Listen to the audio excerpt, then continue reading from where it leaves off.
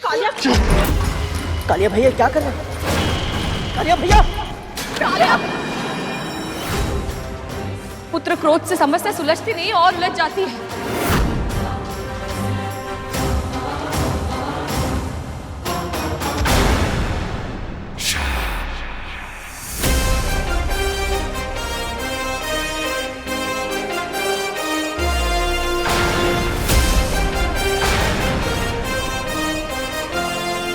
मां पर आक्रमण करने की भूल मत करना। गरुड़!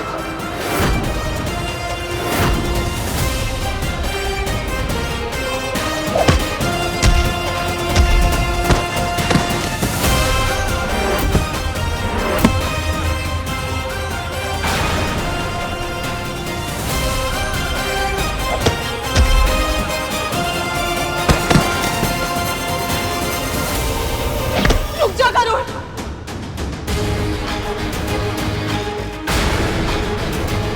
रुक जा गरुड़! रुक जा।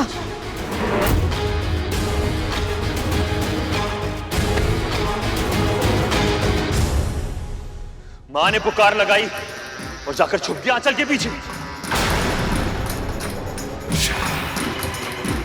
साहस है तो फिर से आकर एक शब्द और नहीं, पहले तू मुझे लज्जित कर चुका है, अब क्या मेरा शीश लज्जा से झुकवाएगा तू?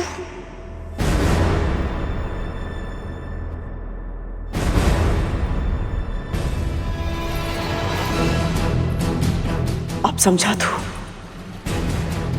मैं इनकी इतनी चिंता क्यों करती हूँ? क्योंकि ये भी तेरी तरह अपनी माँ के सम्मान की रक्षा करना चाहते हैं, किंतु असमर्थ है। माँ, मेरा विश्वास कीजिए, मैं सच में आपके लिए कुछ करना चाहता हूँ, परंतु ये कार्य मेरे लिए असंभव है। प्रभु विष्णु इस जगत के संचालक हैं। यदि उन्होंने किसी को अमृत दिया है, किसी को नहीं, तो इसके पीछे अवश्य ही कोई विशेष कारण होगा। माँ, हम ऐसा कुछ नहीं कर सकते जिससे इस सृष्टि का संतुलन बिगड़ जाए।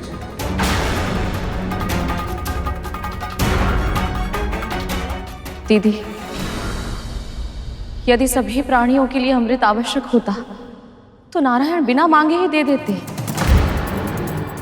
बिल्कुल वैसे ही जैसे उन्होंने जल, वायु, सूर्य और वनस्पति ये सब हमें दिए हैं। माँ, यदि आपकी कोई और इच्छा है तो प्रकट कीजिए, परंतु ये अधर्म मैं नहीं कर सकता।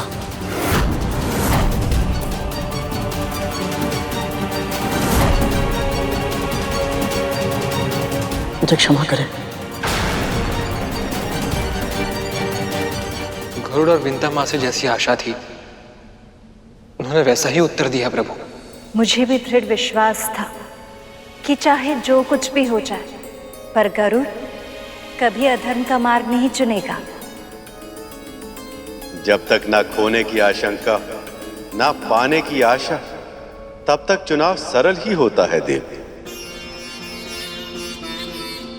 देखना तो ये कि जब दांव पर अमृत से भी कुछ बड़ा हो, तब गरुड़ अपना चुनाव बदलेगा या नहीं। अमृत से भी बड़ा? हाँ प्रभु, अमृत से बढ़कर क्या हो सकता है? धैर्य, धैर्य रखना होगा आप दोनों को। मैंने पहले भी कहा था, विधि के विधान को घटते हुए देखने के लिए प्रतीक्षा करनी होगी आपको।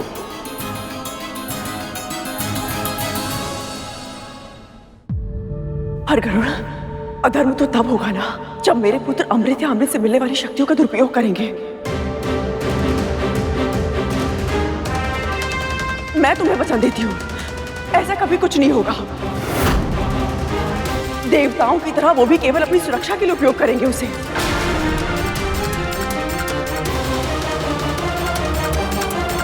यदि हम दोनों पल भर के लिए आपकी बातों पर विश्वास कर भी लें,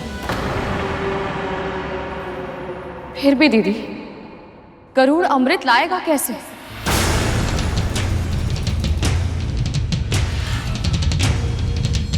राहु ने छल से अमृत लाने का प्रयास किया था तो प्रभु विष्णु ने उसकी क्या दशा की थी? आज उसका सर और धड़ ब्रह्मांड में राहु और केतु बनकर भ्रमण कर रहे हैं। आपके पुत्रों ने बल से अमृत छीनने का प्रयास किया था तो उस युद्ध का परिणाम क्या हुआ था?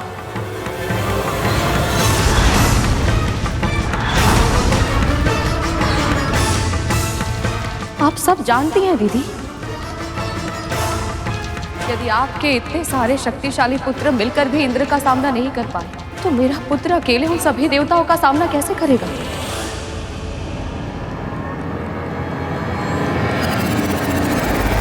तो अंत में देवी विंता भूल कर ही बैठी।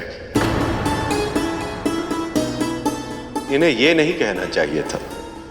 ऐसा क्यों प्रभु? जिस पल देवी विंता ने पल भर के लिए कद्रू की बातों पर विश्वास करने की बात कही, उस समय इन्होंने बहुत बड़ी भूल कर दी।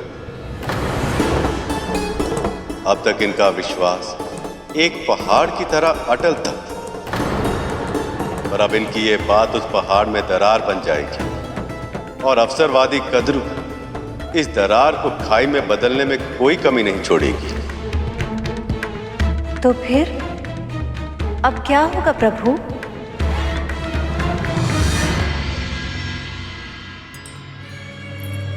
हम साथ में पले बढ़े, विवाह किया, जीवन का अधिकतम समय हम दोनों ने एक दूसरे के साथ बिताया, किंतु आज भी एक प्रश्न मेरे मस्तिष्क में घूमता रहता है।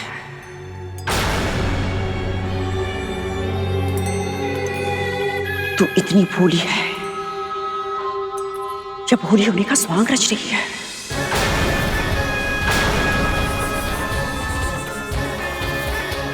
अपने इस पुत्र के सामर्थ्य पे तुझे संदेह है, जिसे वाल्खिल्य ऋषियों ने इंद्र से 1 सहस्त्र गुना अधिक शक्तिशाली होने का वरदान दिया था। ऋषि कश्यप को अगली संतान के रूप में ऐसा पुत्र देना जो इंद्र से सहस्त्र गुना अधिक शक्तिशाली और बुद्धिमान हो। ये तो इतना हठी है विंता कि अपने एक प्रश्न के उत्तर के लिए 7 लोक पार करके वैकुंठ तक चला गया था। असुरों की सेना का सामना इसने अकेले किया।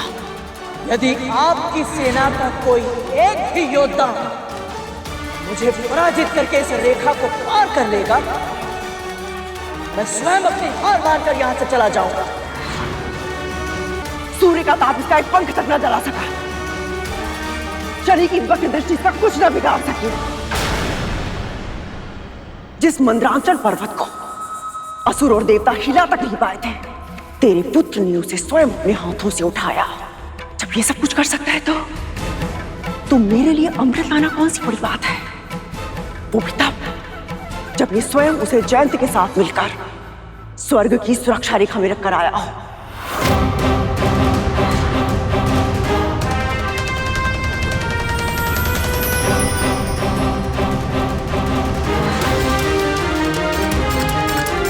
सत्य तो यह है विंता, यदि तेरा पुत्र एक बार ठान ले तो संसार का कोई भी ऐसा कार्य नहीं है जिसे करने में वो सक्षम ना हो। वो कुछ भी कर सकता है, कुछ भी।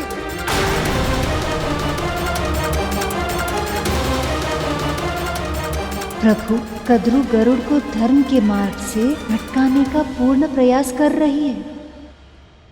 आज अपनी इच्छा पूर्ति के लिए सही, कम से कम आपने मेरे गरुड़ की शक्ति और सामर्थ्य को स्वीकारा तो।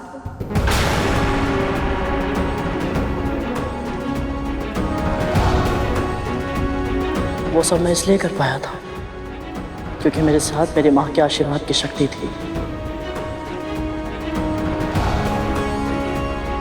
और जब तक प्रभु और माँ का आशीर्वाद मेरे साथ है, मेरे लिए कोई भी कार्य असंभव नहीं।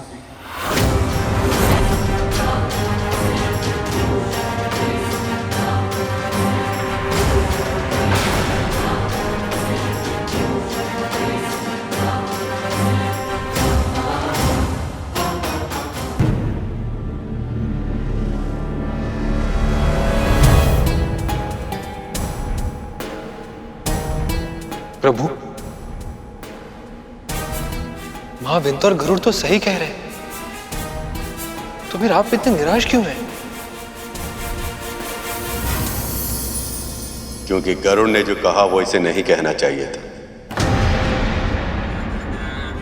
जब तक वह इस तर्क पर अड़िग था कि वह अधर्म के मार्ग पर नहीं चलेगा, तब तक स्थिति उसके नियंत्रण में थी। पर अब इसने देवी कद्रू को शब्द जाल से निकलने के लिए अस्त्र प्रदान कर दिया, और यदि देवी कद्रू इसे किसी तरह बाध्य कर दे तो ये मां का आशीर्वाद लिए बिना भी देवी कद्रू की इच्छा पूरी करने के लिए विवश हो जाएगा। प्रभु, मुझे ऐसा क्यों लग रहा है कि ये लीला आप स्वयं रच रहे हैं और इसे साकार होते हुए देख आप मन ही मन प्रसन्न हो रहे हैं।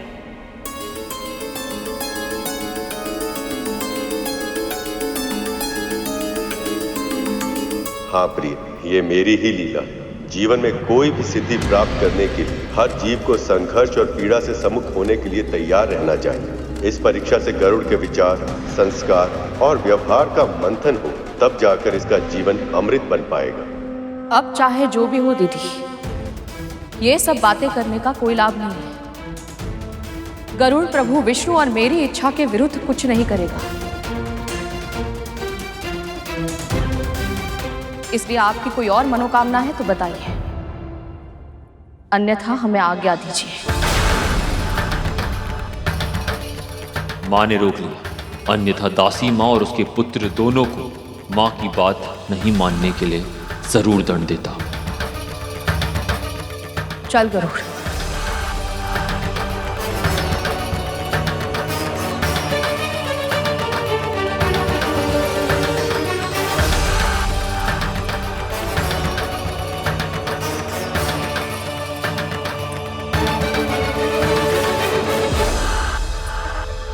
तू ऐसे नहीं जा सकता गरुड़, तू मुझे छोड़कर ऐसे नहीं जा सकता। अमृत की सुम्ह दिखाकर तू पांव पलट कर नहीं जा सकता गरुड़। रुक जा गरुड़, स्मरण कर, मेरी इच्छा पूरी करने का विचार तेरे मन में अपने आप आया था, और मन का विचार ईश्वर का स्वर होता है। हो सकता है प्रभु विष्णु भी यही चाहते कि तू मेरी मनोकामना पूर्ण करे।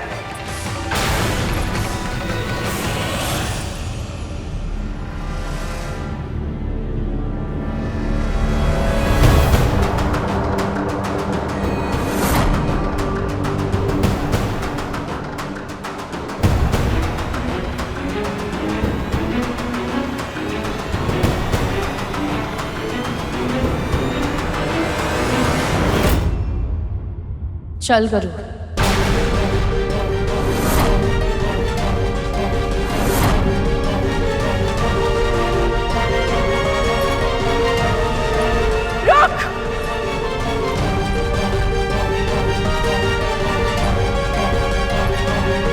रुक जा।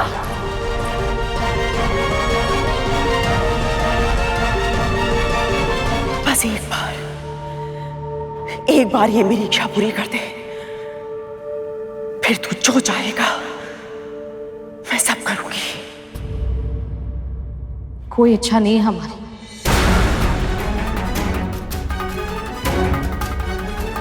कुछ नहीं चाहिए हमें।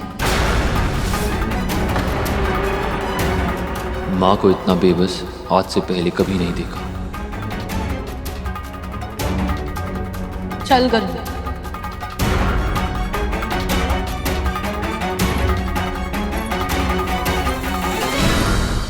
मुक्ति भी नहीं,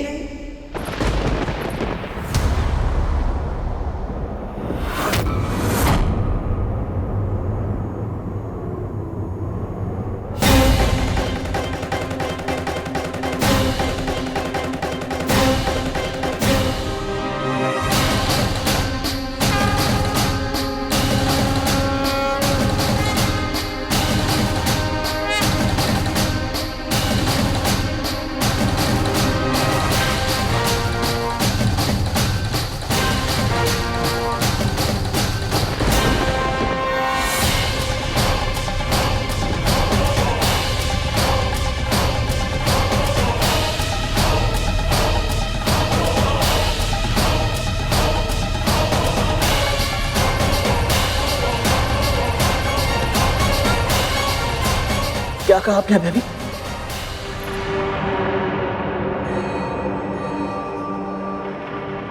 मुझे अमृत लाके दे और मैं तुझे दूंगी अपनी दास्ता से मुक्ति।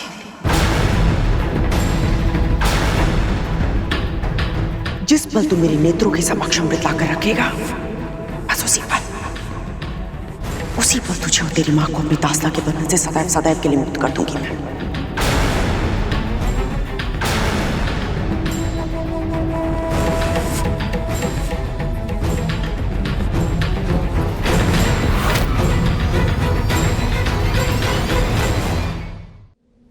हे प्रभु, इतनी कठिन परीक्षा।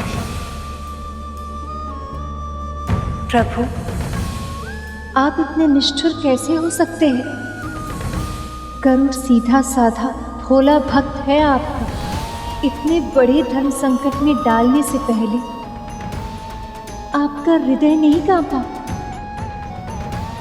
एक ओर उसकी मां की मुक्ति और दूसरी ओर धर्म। उसके पास विकल्प ही क्या है? वो जो भी धर्म का मार्ग चुनेगा, कोई ना कोई अधर्म तो करेगा ही।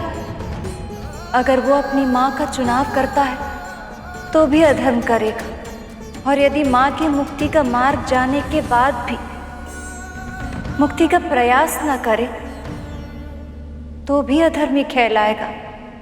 धर्म और अधर्म के बीच में युद्ध तो पक्ष लेना आसान होता है देव। असली परीक्षा तभी होती जब धर्म और अधर्म के बीच की रेखा धूमिल हो जाए और उचित मार्ग चुनना कठिन हो जाए। यदि भविष्य में गरुड़ को मेरा वाहन बनना है तो उसे इस अग्नि परीक्षा से गुजरना ही होगा।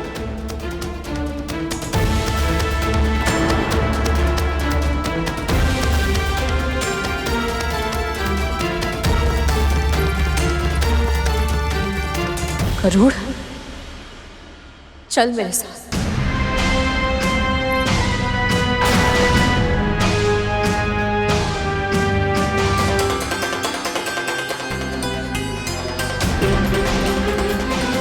जब से तेरा जन्म हुआ है तेरी बस एक ही इच्छा है। कोई इच्छा नहीं है तेरी। अपनी मां की मुक्ति। नहीं चाहिए मुक्ति मुझे। आज तेरे सामने वो अवसर है कि तू अपनी हर इच्छा पूरी कर सकता है, अपनी मां को हर बंधन से मुक्त करवा सकता है। बस एक बार मुझे अमृत कलश लाके दे दे। बोल, करेगा ना ये कार्य अपनी मां के लिए?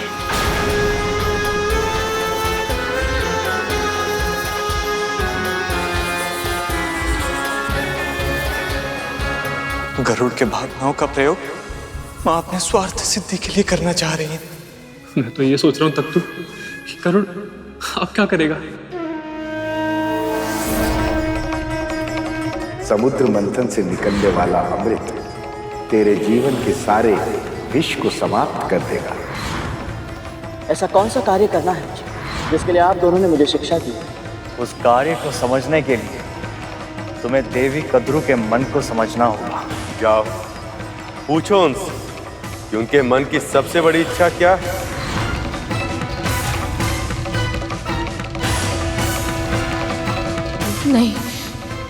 नहीं गरुड़, इस बारे में सोचना भी मत। अधर्म से मुक्ति कभी नहीं मिलती गरुड़। परंतु मां, कुछ मत कह।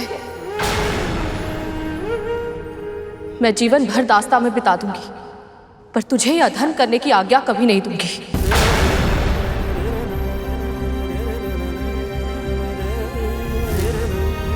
अनेक बार मुझे भावुक करके, भ्रमित करके, नियंत्रित करके अपनी इच्छा मनवा चुकी है आप, पर अपने पुत्र के जीवन के साथ फिर से ये खेल मैं आपको कभी नहीं खेलने दूंगी।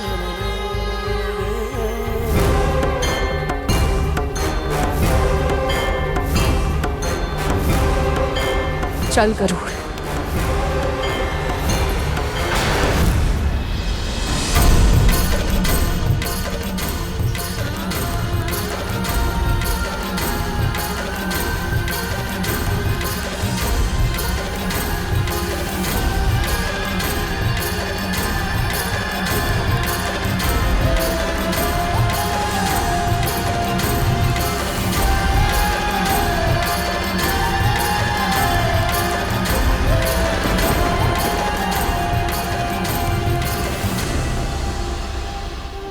क्षमा करना माँ, किंतु आपको दास्ता से मुक्त कराने हेतु यदि मुझे आपके विरुद्ध भी जाना पड़े तो मुझे स्वीकार है।